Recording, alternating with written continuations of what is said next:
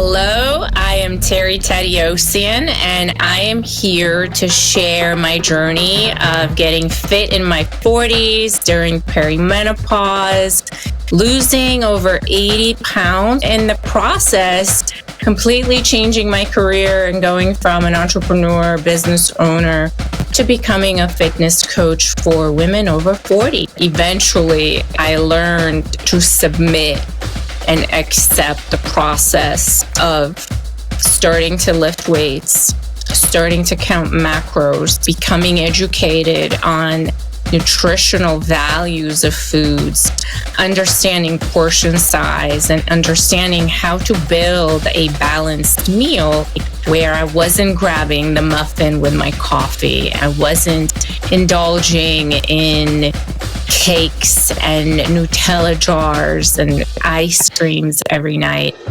And the body likes resistance training. It likes, but really what is preventing us? That's not really a secret anymore. What is really preventing us from doing that? It's our mind. Hey, I'm Gillett, and this is the Power of Women podcast. We're a platform that showcases and celebrates the strength, resilience, and achievement of women from all walks of life. Okay, so let me ask you something. Are you feeling less than great about how you look and feel right now? Maybe you're deep in the throes of menopause or stuck somewhere in that post or peri phase, and your own health and well-being have slipped way down the priority list, buried beneath work, family, and all of those things that life just throws at you. And perhaps you didn't eat breakfast, so you grabbed a muffin on the run with your coffee. And forget the gym and those 10,000 steps today because there just hasn't been time, because you are too busy doing everything for everyone else. Sound familiar? Then you need to stick around for this episode, because this could be the jolt of inspiration you've been waiting for. In fact, scratch that. This just might be the kick up the arse you need to start putting you back on the list. So let's dive in, because joining me today is someone who truly embodies strength, smarts, and the spirit of reinvention. Terry Tateossian, welcome to the Power of Women podcast. Thank you so much for having me. I am very happy to be here. As you've suggested in your introduction, you embarked on a profoundly life-changing journey at about the age of 42. What did you do? Well, at first, I kicked, I screamed, I resisted, I fought in every possible way what I had to do. But eventually, I learned to submit and accept the process of starting to lift weights, starting to count macros, becoming educated on nutritional values of foods, understanding portion size, and understanding how to build a balanced meal that was actually going to fuel me properly, where I wasn't grabbing the muffin with my coffee and I wasn't indulging in cakes and Nutella jars and ice creams every night. And that was quite the journey, I'll tell you. It sounds like there was a lot of sugar in your diet, Terry, which there used to be in mine, and we've got something in common in making that decision to change the way we live and eat. So it's life-changing, isn't it? Absolutely. I mean, the interesting part was that I needed to be hospitalized twice before I actually woke up. The first time did not do it. I ran out of there and I continued the same lifestyle that got me into the hospital. And eventually I found out I had pre-diabetes. I actually had gestational diabetes both times I was pregnant. And so it kind of made sense that I was prone to that particular condition with metabolic issues. I found out I had ovarian cysts and a heart murmur. The hospitalization twice. I needed to go to a cardiologist. All kinds of things were going wrong, completely in the wrong direction when I was 37 years old. And incidentally, at about the same time, actually, unknowingly, I had entered into perimenopause on top of all of these things. So if you can imagine, biologically, things were going in the wrong direction. Hormonally, things were changing, and my entire world was turned upside down. I had the privilege of interviewing Alison Cork NBE in London a few weeks ago, and Alison, like yourself, but at probably an older age, took the decision to change the way she approached her health and well-being. And Alison said that you cannot out-train a bad diet. Would you agree with that? Absolutely. I actually say the same thing, except I say you cannot out-train your mouth. Yeah, same. Yeah, absolutely. I mean, the nutritional aspect of a transformation journey, along with the mindset, I would say is about 90% of the work that needs to happen in order to see changes, because the body biologically will take to the changes. The body likes resistance training. It likes movement. It likes to have activities and action. It's made for that, right? But really, what is preventing us, and we all know that, that's not really a secret anymore in this day and age, that people need to be active.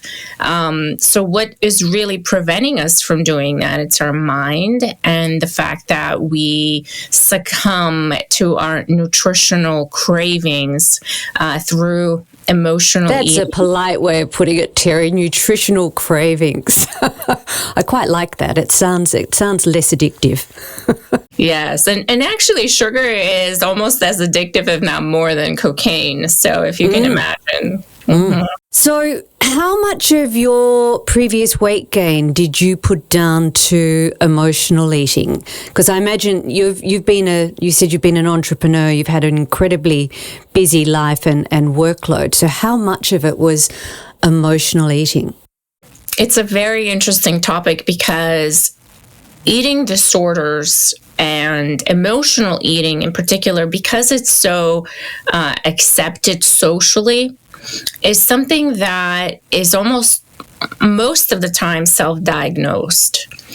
And it's not something that is on the tip of your awareness. It's not something that you even realize you're participating in, because you're so involved and so focused on alleviating the state of being that you're in. The discomfort that we feel emotionally is really the only thing that we're focused on. And so because food is so easily accessible, it's socially acceptable, no one's going to send you to rehab if you're overeating.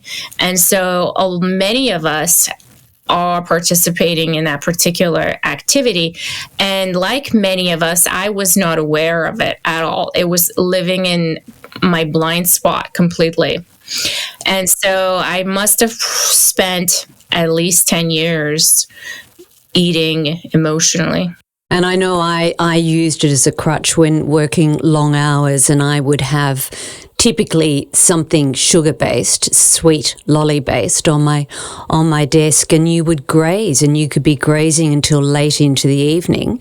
Hence, you never really had that opportunity to turn off and fast, because you constantly had this sugar injection coming into your body. Absolutely. And a lot of times, if you're a busy entrepreneur, if you are a business owner, if you're a woman and you have children and they're young, or even maybe not even that young, they could be teenagers, and you're running a household and you have a family, really the last thing you're thinking about is how many grams of protein should I have with my lunch? And so it's so easy to kind of have everything kind of run away from you, right?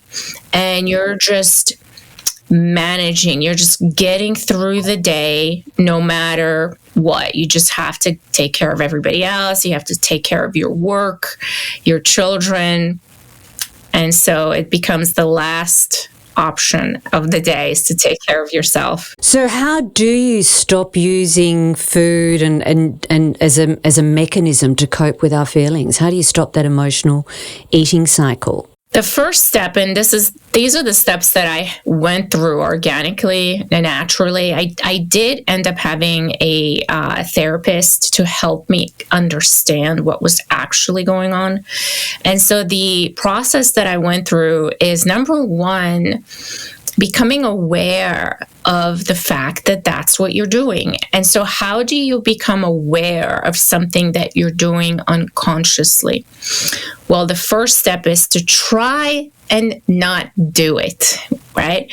And so the first time I realized that, I didn't actually, it took me quite a few times before I realized that that's what was happening, is when I attempted to start losing weight, because I was, like we mentioned earlier, 210 pounds. I was definitely overweight. I was about 80 pounds overweight. And I had to lose weight for my health. I was blatantly told by a holistic doctor I was working with that most of my conditions would resolve themselves if I just lost the weight. And just for reference sake, I am 5'3". Same as me. Yeah. So imagine the weight I was carrying around, just walking around, it was an extra 80 pounds. And so I would go on all of these different diets and I would succeed. I would be, I would lose 30, 40 pounds every time I did a diet. And then what would end up happening is that as soon as the diet was over, because I willed myself into the diet, right, into the restriction, I white-knuckled my way through it. And as soon as it was over, it was like all hell would break loose and the binging would begin. And not only would I gain back the weight that I lost, but I would gain more than what I lost. And so every time I did a diet, I ended up getting heavier and heavier and heavier. And it just snowballed. And so eventually I hired a coach because I thought, okay, I need help. This is not working. No diet is dieting. And through that process, I discovered that I had an emotional eating issue. I had never heard of such a thing. I come from a very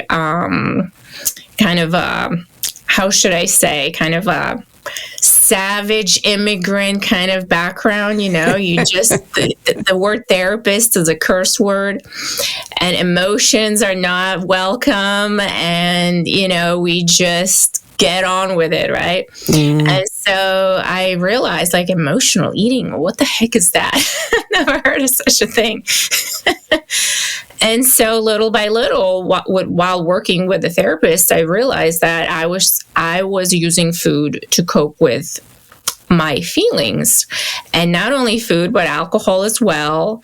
And in combination, it was just a never-ending cycle. So beyond a therapist, what are the other tactics that you can use to combat it? So becoming aware, right? So understanding that that's the behavior that you're participating in. And then the next step would be to really sit with the uncomfortable feeling that is asking you to eat, right? And so the questions that I would ask myself are, okay, you just ate. So are you physically hungry? Do you need food for biological reasons? Or are you emotionally hungry? Is there something else that you're looking for? Is there a particular feeling that you're either looking to ignite or looking to quell down? And so little by little, I started realizing that I was not biologically hungry. I was rarely biologically, physically hungry. I was mostly either bored, anxious, tired, angry. That's when the ice cream came out. And it was usually just that type of a feeling that I was looking to pacify or to cope with my nightly chocolate. And you've touched on all of those points that I think anybody, particularly females, would relate to.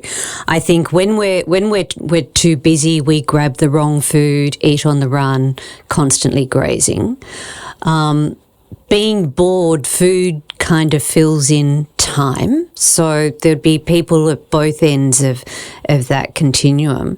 And then when you're angry, you probably end up shoveling something down overly quickly, eating more than you should, and to your point, you weren't biologically hungry at all. It was just a knee-jerk reaction to the emotion. And I think any of us can relate to that. So that tapping into, am I biologically hungry?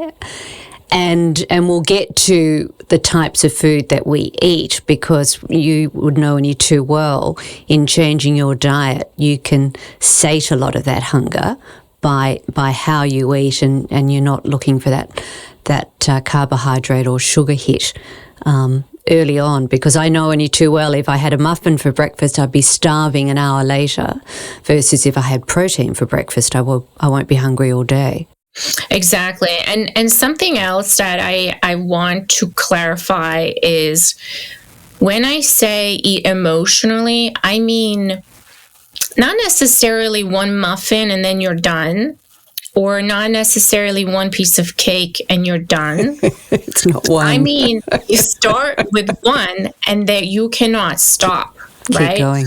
And it's the type of deep hunger, and it's very urgent. It's like, the best way I can describe it is, let's say you just had dinner and you're full, everything is great. For whatever reason, there's an urge for you to go and grab the biggest ice cream container that you have in the freezer, and not just have one scoop, but you eat the entire container in one sitting.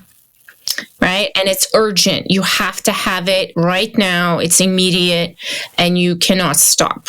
How much of that happens publicly in front of, say, if you're in a family setting? How often does it happen in front of the family, or how often is that done in a closeted way of binge eating?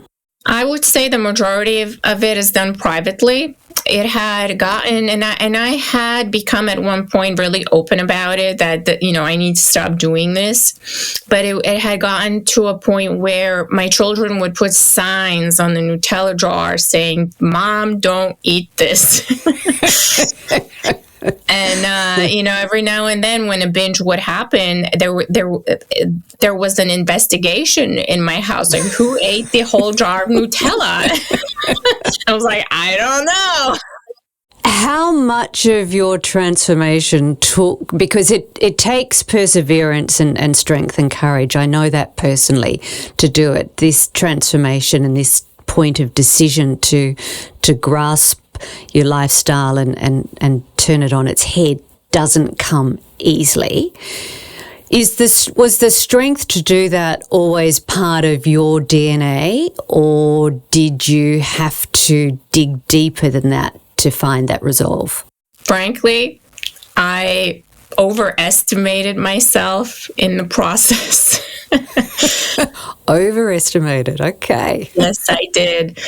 I could not wrap my head around how difficult it actually was. And I've been through a lot of difficult things in my life.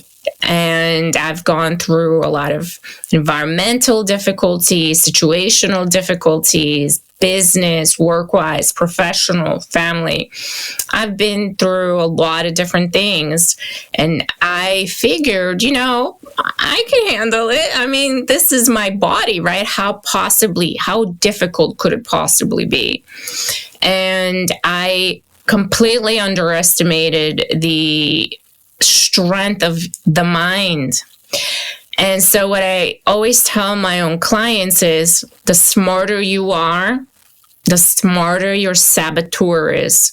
The wittier you are, the wittier your saboteur is, the cleverer it is, the stronger you are, the stronger your saboteur is. Can we touch on some of those hardships that you've been through? Could we just talk a little bit about your background, just to put that into perspective? So, your cultural background is of Armenian heritage. Am I right in Yes. asking that? Yeah, and like so many of your diaspora, were displaced through unrest through Europe, and you said in reading about you, Terry, that you ended up in a refugee camp as a young teenager.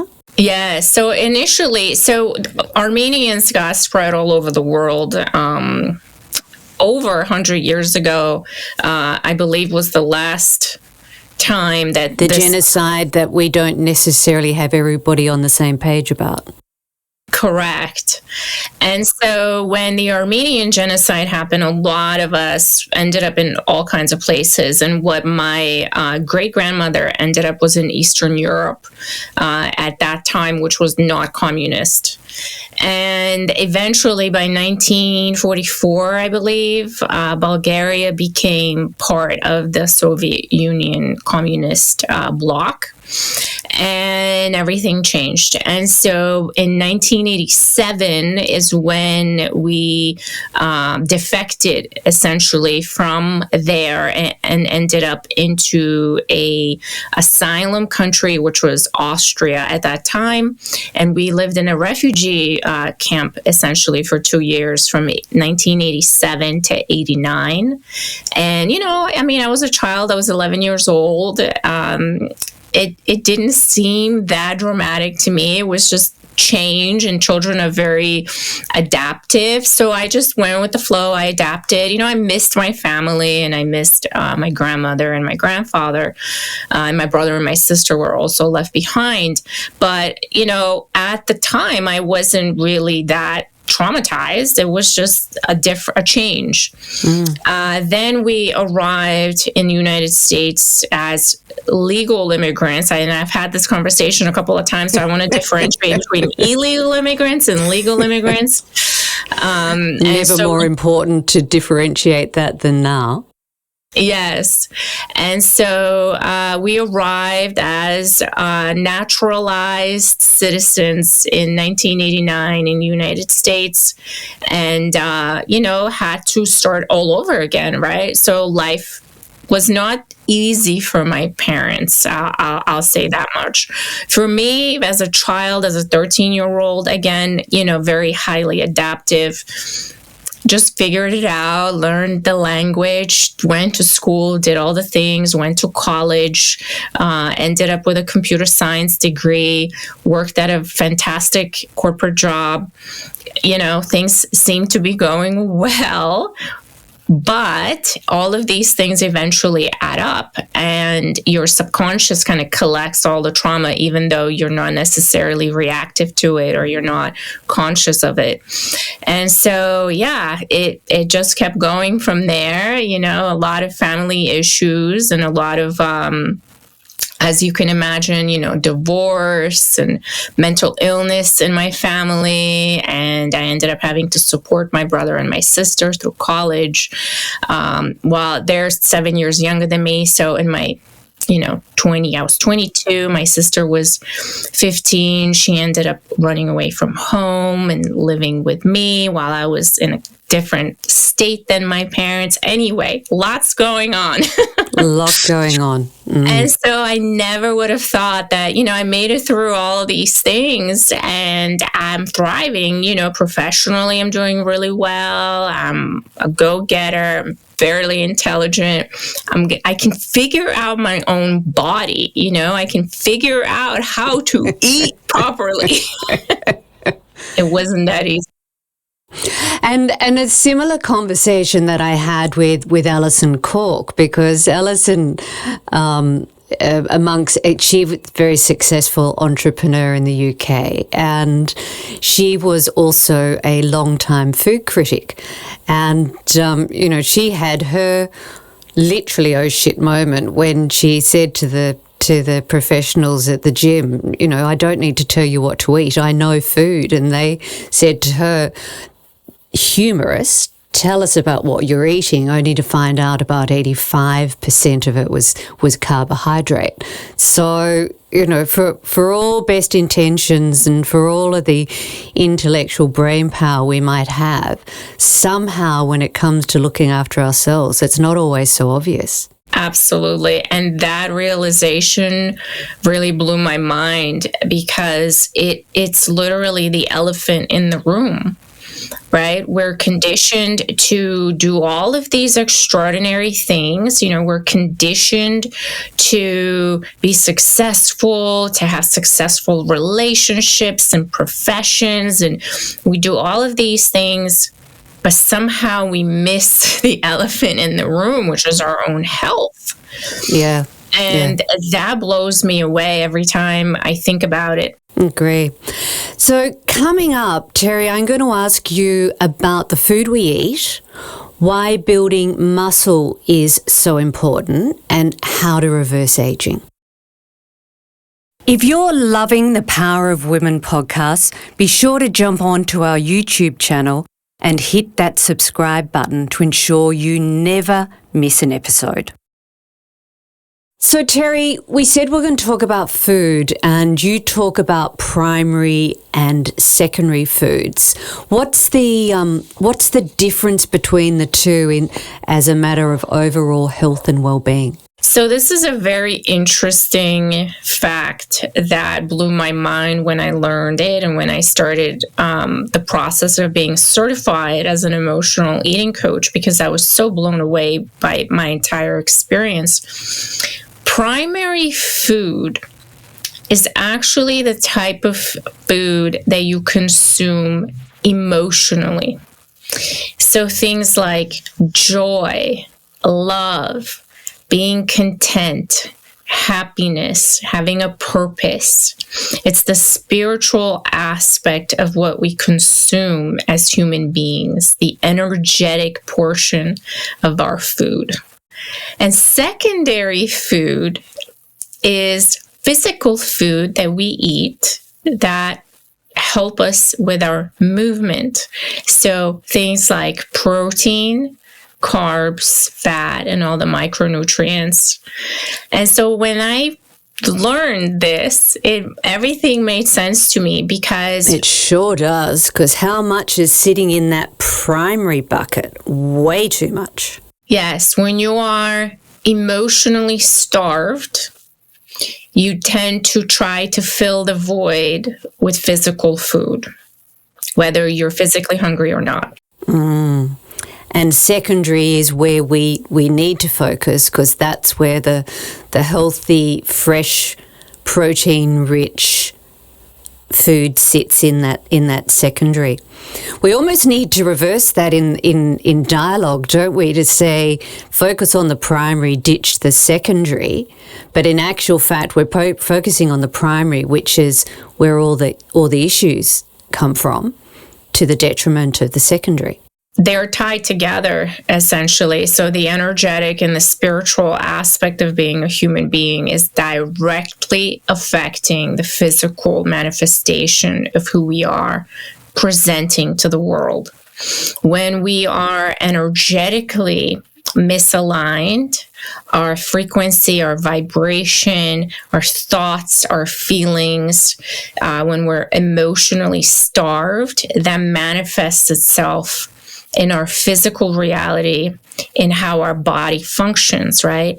So there's a lot of conditions that manifest physically because of energetic and spiritual and mental and emotional misalignment that's occurring. If you think about a lot of conditions that people have, like anxiety and anxiety-related disorders, like a lot of colitis is related to anxiety, a lot of GI issues is related to anxiety and things like that. Mm-hmm. And so when I realized that, it just blew my mind. I said, wow, so our focus really is a lot of times when we are emotional eaters is on what do we eat right? So how much of this and how much of that, and how do we portion our foods? And yes, of course, we need to know that, but we don't necessarily understand that we need to address the root cause, or no matter how much we try to diet and exercise and do all these things, eventually it will always come back to the root cause, which is the fact that we're emotionally starved in some way. Mm-hmm. So when you were carrying the excess weight, there was a lot of your daily intake coming out of the primary food bucket. How much better did you, and what were the health and physical changes to your body once you made that transition, Terry? Can you share some of that in terms of just what the personal benefit and gain has been? Yeah, so when I started realizing that my emotions and my thoughts and my mindset was really driving my behavior, and binging and eating things that were not necessarily healthy for me, and I started to alter my mindset and how I was handling and managing those feelings, with rather than using food, substituting something else in its place that gave me the same effect I was looking for, my body changed very quickly, right? So the weight came off easily, quickly. I got in shape, mind-blowingly fast, right? So physically, the body responds very quickly. It's the emotional aspect and the mental aspect and the mindset that takes a really long time. Because here's the other thing, right? So even though I was successful, I fell off the wagon multiple times. Speed doesn't equal ease. It responds quickly, but doesn't mean it's easy to do. Yes. So a lot of mistakes that people make is they'll fall off the wagon, right? So they'll succeed and then they'll revert back, or they'll regress back, or they'll have an episode, or I call it a flare up, right? They'll have an emotional flare up and they'll go back to their past coping mechanism, which it could be anything really. When you're an addict, it could be anything. It could be alcohol, nicotine, drugs, sex, gambling, food. It could be all of the above, all right? of them. And so learning, and the tricky part with food is that you cannot abstain. It's there every day.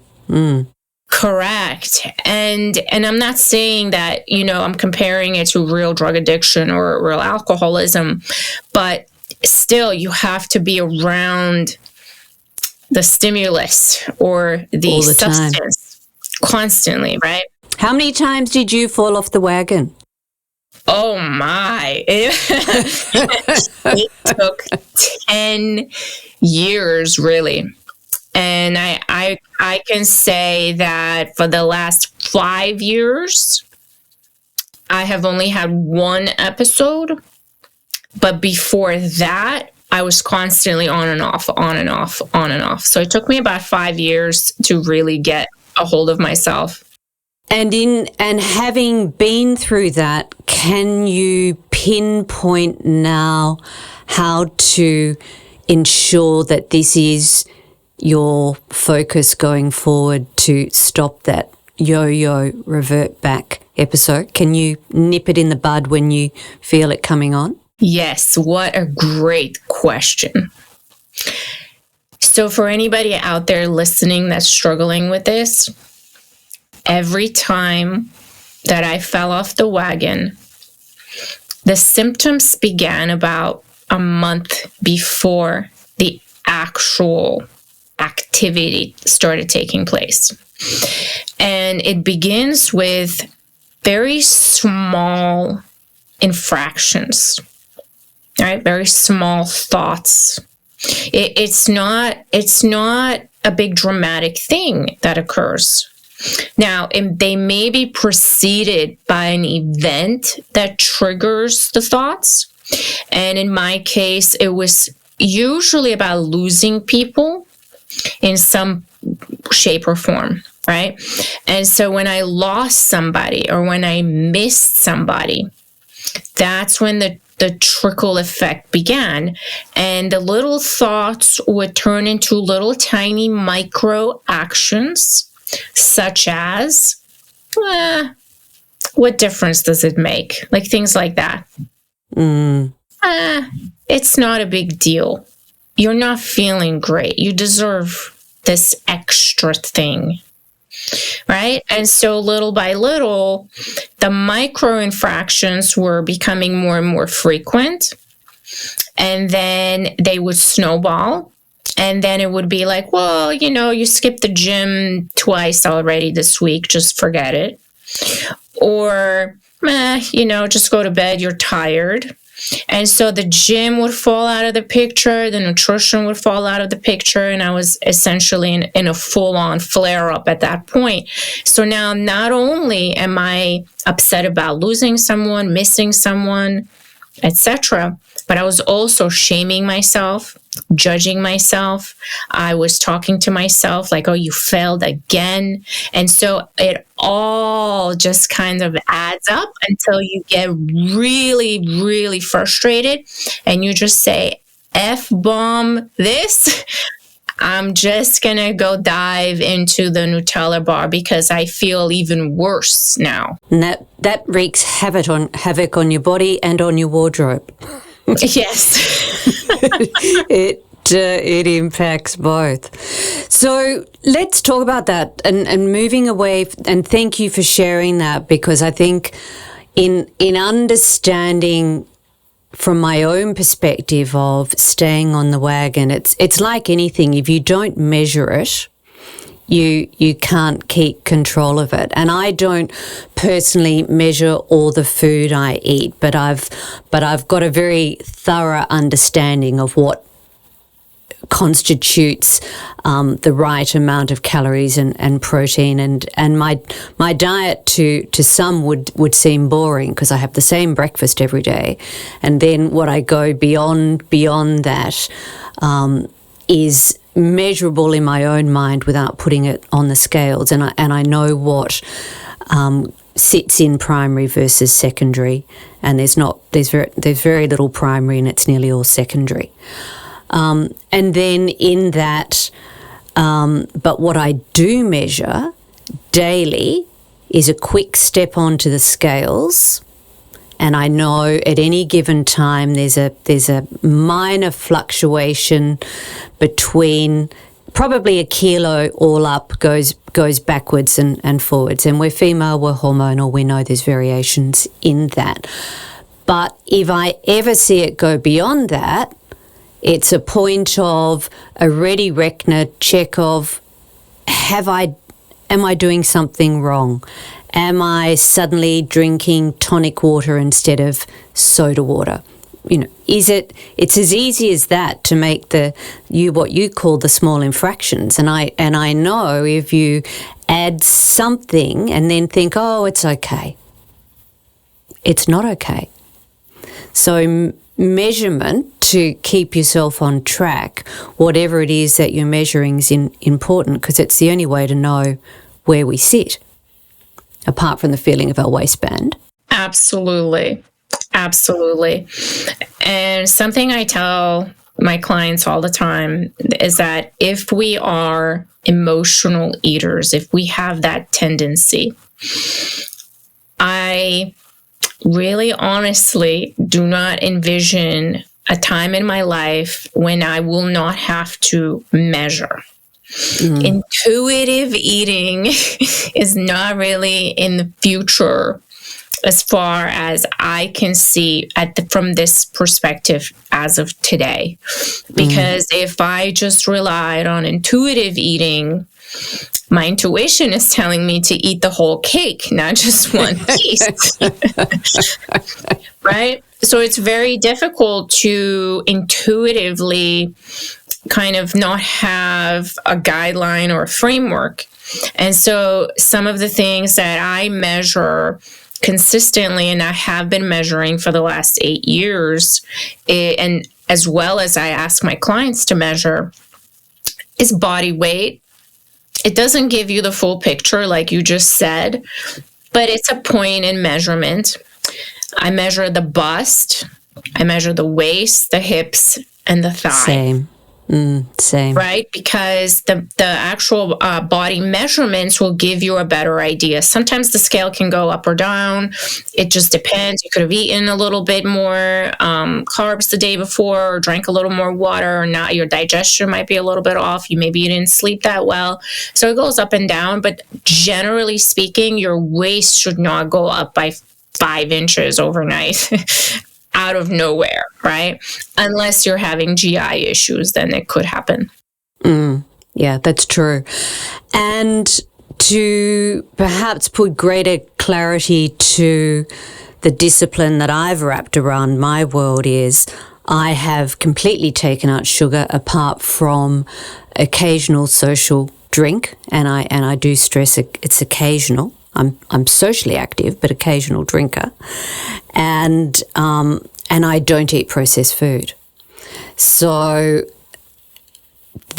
instead of measuring it, I've just drawn a line in the sand, and I say I don't eat sugar. So I don't have any white sugar products in my diet at all. So again, might be boring, but you get used to it, and I love it. Absolutely.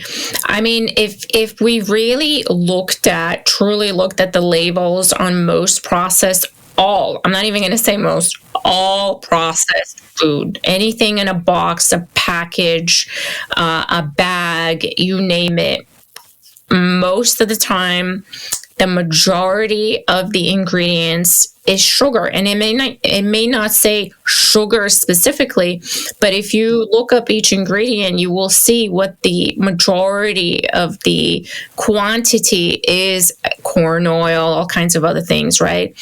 And so corn syrup and all of that, that's also sugar. They just call it something else. And so if we are relying on anything boxed, bagged, packaged, etc., that is what we're consuming. I think I read somewhere the other day that the average American consumes about 400 grams of carbs per day, which is a pretty hefty amount. Pretty hefty. Yeah, that's incredible. Yeah. We wouldn't be very far behind if not on par in Australia. Yes, and it's going up. So, and then another fact that I read is that the average person eats about 30 pounds of sugar per year, I think, or sugar product or whatever it may be. And it keeps going up every year, as well as the level and numbers of obesity in the country, in the world, really. I mean, it's a worldwide obesity. Yeah, it's an epidemic, without question.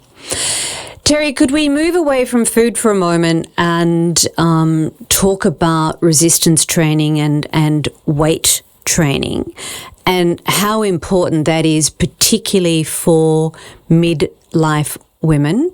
Could you talk us through the importance of weight training as we age? Everybody knows that we need to exercise. Right? That's not, at this day and age, I feel like everybody knows that. However, and working with over 300 women at this point at where we're at retreats in person, through coaching, things like that, there's a lot of misconception about what exercise actually means. It's a big umbrella term. It includes running, jogging, Pilates, yoga, hiking, swimming, all kinds of activities, right? But specifically, strength training with resistance is where women, especially in perimenopause, will see the biggest change and the biggest result in how they feel and look.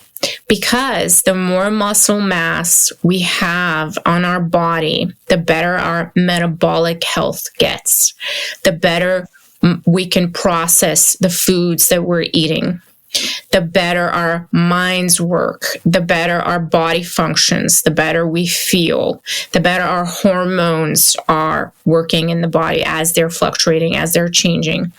And so all of these things combined together, with the addition of eating enough protein per day, you just start to feel better because, our whole lives, we've actually been doing all the opposite. We've been doing everything wrong.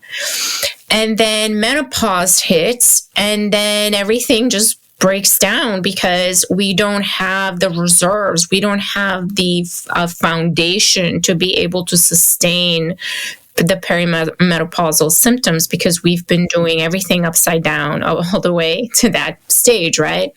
And so when we begin to keep our muscle, to develop more muscle, to work on bone density, to work on our joint health, to work on all of these things, we start to instantly feel better. It almost seems like magic, but it's really not. And I think it's important to point out, you use the word foundation. The fact of the matter being, though, it's never too late. If you haven't implemented that into your life earlier on, building that foundation could happen at any age as long as you get onto it. Yeah. And the body responds really quickly. A really great book to read if anybody's interested in learning more about what resistance training does for your body health-wise, as far as the 4 biggest conditions out there that are get people into the hospital, essentially, is Outlive by Peter Attia, where he yes, I watch his podcasts. Yeah. Yes. So he talks about metabolic health, cardiovascular health, neurodegenerative diseases, and cancer, and how having muscle mass impacts these conditions. So I found his expertise to be one of the best out there that I have read. Yeah, it's interesting that it consistently comes up as the go-to, and that's probably a really good segue into anti-aging and living longer and living well. If I improve my diet and consistently incorporate strength training into my routine, what are the anti-aging benefits I can realistically expect to enjoy as a result of that? I'll tell you from firsthand experience. So, and this also includes, by the way, alcohol reduction, right? So strength training, the right amount of protein, the right amount of carbohydrates and fat, and resistance training, they create an environment in your body where your hair grows, your skin looks great, you have energy. In my case, my eyesight improved. And I'm almost 50. I haven't had a cavity in over 5 years. My nails grow. I mean, everything just kind of, I can't say it's reverse aging. I think I'm just not prematurely aging. What about aches and pains, Terry? Because I know when I made my transition, that constant flare-up of a bunion pain or that lower back niggle, all of that goes and it comes from the diet change, but absolutely from the strength training. Oh, yeah, absolutely. I mean, training your core and having better stability in your entire body, learning how to use your feet properly and to have more mobility is a game changer, right? So one of the biggest reasons why people end up in the hospital is because they fall down. Right. And so when you develop the musculature to support your joints, to support your bones, to support your entire structure, there's a lot less likely chance of hip fracture or falling down. Now, it does come with its own risks, right? So learning how to properly strength train through proper form is very important. So anybody that's actually starting their journey, my advice is always to, if you go to the gym, to get get a personal trainer to show you how to use the machines maybe once a month or so that you understand how to move your body, what the proper form is, what the exercise's point is, what muscle groups to target and things like that. There is a risk to doing it incorrectly, but there's a lot of alternatives as well. Mm-hmm. Yeah, I couldn't agree more. Terry, we could talk about this all day, and it's a topic that I've revisited a couple of times on the Power of Women podcast, but there's a reason for it. It's so important. It's selfishly, it's a personal area of deep interest, but I know when I sit around a dinner table and talk about this with individuals, everybody's totally interested in the transformation that I've done. And I think the importance of the Power of Women in the way I use this platform to share, inform, inspire, educate others. This is just such an important topic that I know I will be talking to subject matter experts like yourself around the world on a regular basis. Could I ask you, but with your transformation in mind and your commitment to health and well-being and putting it into realistic terms for somebody listening and measuring their own behaviours, is there still an ultimate indulgence that you have? And if so, what is it? Oh, yeah, absolutely. Is it food? Or is it something else? Oh, because it might not be food. That's not food. See, the food came to mind right away. Yeah, I mean, I absolutely love chocolate mousse, cake, or whatever it may be. Anything that is a chocolate mousse creamy type of texture. Nowadays, I'll add protein to that and make it fit my goals and my macros, so I still enjoy that. And once in a while, I will enjoy just a regular sugared one. I'm okay with that at this point. Balance, but I'm past the point where I can't stop. So I'll have a bite and I'll stop. So we're not where we used to be before. But in terms of non-food indulgences, I find that going to the gym is an indulgence to me. I'd echo that. Yes, I really enjoy my time at the gym. Truly, I can't imagine my life without it. Yeah. And isn't that a mindset shift? Because if you'd asked yourself that 25 years ago, that would not have been the case, or 10 years ago, I'm guessing, would not have been on your list of indulgence. So it's never too late to change. Yeah. No, absolutely not. When I started this journey, I did not know what a dumbbell was or a barbell was. Yeah. Yeah, no, that's fantastic. Terry, what's a phrase that defines you? You only fail if you quit. Love it. How does somebody find you? Because I know you've said you've become an emotional eating and wellness coach and therapist. How does somebody engage with you and your businesses? Absolutely. You can find me on Instagram. My handle is How Good Can It Get? You can also find me on my website, thehouseofrose.com.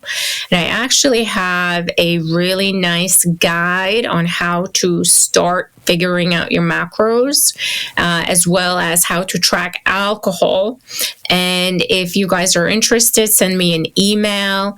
The email is Terry, Terry, at thehouseofrose.com. And just in the subject line, put Power of Women Podcast, and I will send it to you right over.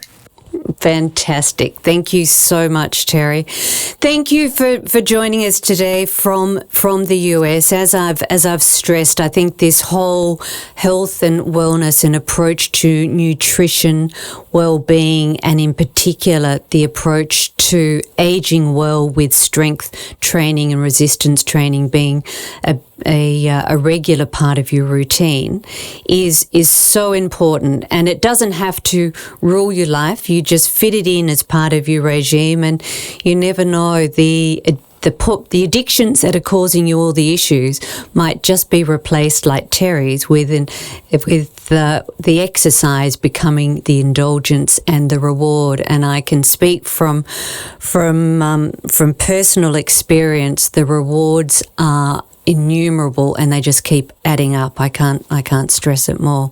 So thank you so much for sharing your experience and knowledge with us, Terry.